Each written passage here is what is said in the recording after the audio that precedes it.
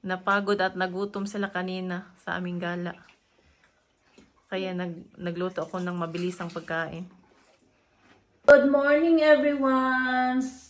Welcome to our channel. Kami ang Greek Filipino family na nandito sa United Kingdom. So for today's video is mamaya is igagala ko ang mga anak ko doon sa town kasi maganda ang panahon. Hindi pa siya mainit pero medyo warm na kasi nga spring na dito. So ang aga kong gumising 7 o'clock, so magkakape muna ako, tapos yung mga anak ko tulog pa. Wala kasing pasok ngayon kasi linggo.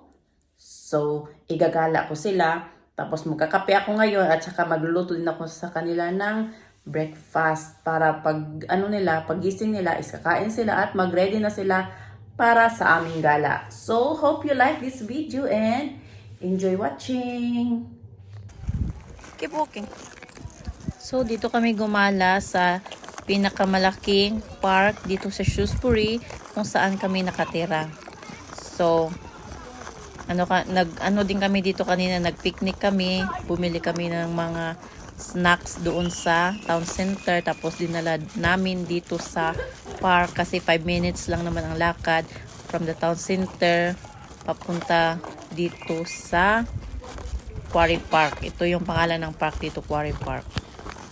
Halos nalibot na namin ang park. So, ngayon is ano na kami, papunta na kami malapit sa kasada dahil uuwi na kami kasi na dito 4:30 na ng hapon.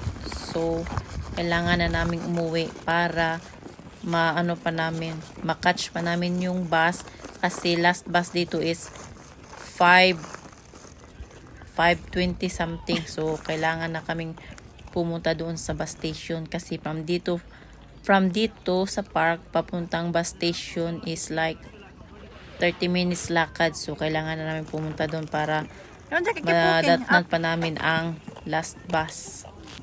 Doon sa taas, doon yun ang pinaka main gate at saka doon rin ang daanan papuntang town center, tapos papunta na rin sa bus station. So, papunta na kami doon at saka ayan si Cassie, ang bagal maglakad. Napagod daw siya sa kakalakad namin. Pagka-uwi namin is nagluto agad ako ng madali ang pagkain. So, ayan, saing ako ng bigas, tapos yung adobo na manok na may mga vegetable at din ako ng tomato at saka cucumber kasi yung mga anak ko, si Philia, si Cassie, at saka si Jackie is mahilig yan silang magpakpak ng pipino, or sa Bisaya pa maglanlan ng pipino. Paborito yan nilang snacks ang pipino. Yeah, need to buy something for Benignit.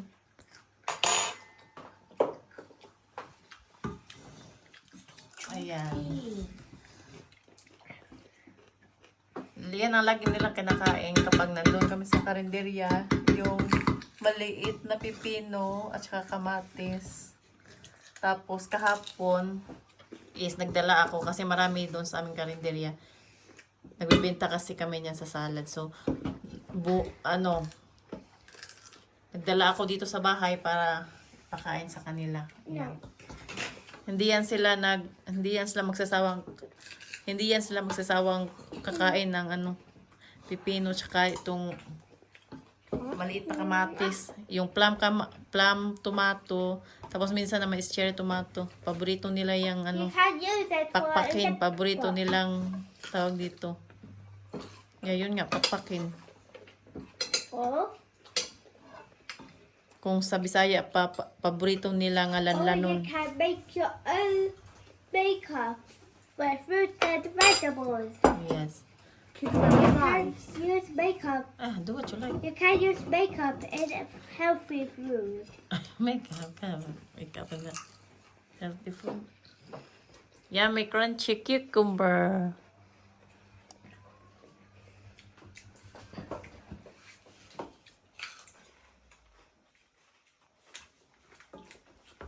So, napagod Napagod at nagutom sila kanina sa aming gala.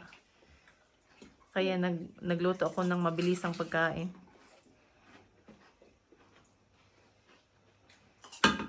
Yung adobo ko hindi masyadong... Yung tuyo kasi na ginamit ko is yung kikuman na hubusan ako ng dato puti. Kaya hindi masyadong brown yung yung sauce ng adobo. Tsaka nilagyan ko din ng yung leek na tawag na gulay. Leek ang tawag na gulay. Healthy. Hey, private cucumber. Cucumber hack down.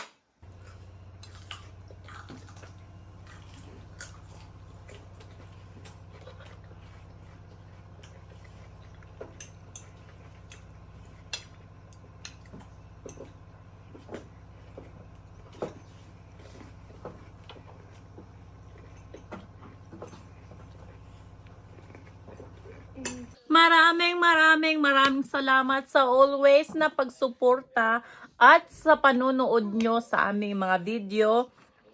So sana patuloy nyo kaming susuportahan at sana palagi kayong manunood ng mga video namin. So ayun, maraming salamat talaga sa inyong lahat.